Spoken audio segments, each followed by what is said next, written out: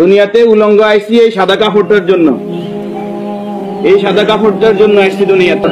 আমার মেয়ে, আমার স্ত্রী, আমার বোন, আমার মা বেপরদায় চলে, আমরা হইলাম দায়ুস। ওই পুরুষ দায়ুস যে তার স্ত্রী সন্তানকে পর্দা করায় না।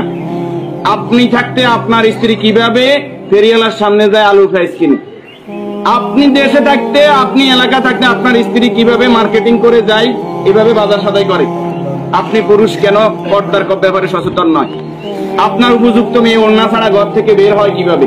আপনার মেয়ে, আমার মেয়ে কিভাবে পায়জামা টাকনুর উপরে পড়ে? আমার ছেলে কিভাবে পায়জামা টাকনুর নিচে পড়ে? আমার টাকা দিয়ে আমার ছেলে সিগারেট খায়, আমার টাকা দিয়ে, আমার টাকার এমবি খরচ করে আমার ছেলে মেয়ে ঘরের মধ্যে গান বাজনা করে।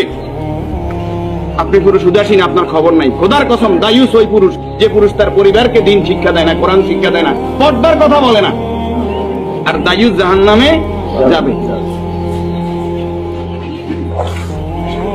এই দুনিয়াতে আসছে সাদা কাপড়টার জন্য, শুধু এই সাদা কাপড়টা অ্যারেস্ট করার জন্য।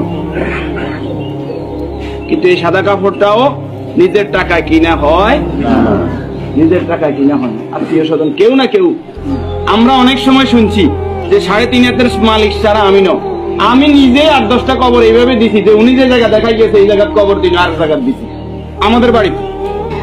কথা কি বুঝতে পারছেন?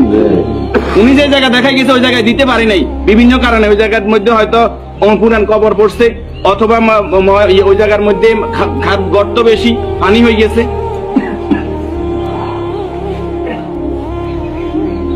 তাহলে আমার শেষ জায়গাটাও আমার নির্দেশনা মতো হয় না, পরিবারে যারা আছে তাদের নির্দেশনা।